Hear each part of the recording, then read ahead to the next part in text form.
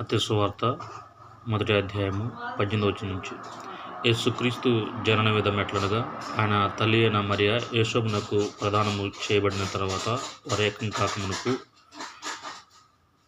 ఆమె పరిశుద్ధాత్మలన గర్భవతిగొనెను. ఆమె భర్త అయిన యేసోబు నీతిమంతుడే. ఆమెను అవమానపరచనొల్లక రహస్యంగా ఆమెను విడనాడ ఉద్దేశించును.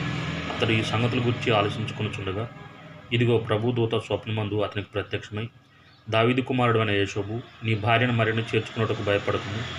ఆమె గర్భం ధరించినది పరిశుద్ధాత్మ వలన కలిగినది. ఆమె ఒక కుమారుని కనును. తన ప్రజలను వారి పాపం నుండి ఆయన రక్షించును గనుక ఆయనకు యేసు అని పేరు పెట్టుదు అనెను. ఇదిగో కన్యక గర్భవతి కుమారుని కనును. ఆయనకు ఇమ్మానుయేలు పేరు పెట్టుదురు అని ప్రభు తన ప్రవక్త ద్వారా పలికిన మాట నెరవేరినట్లు ఇదంతా జరిగింది. ఇమ్మానుయేలు పేరునకు భాషాంతరమున దేవుడు మనకు తోడని అర్థము. యేసోబు నిద్ర మేలుకొని ప్రభుదూత తనకు ఆజ్ఞాపించిన ప్రకారం చేసి తన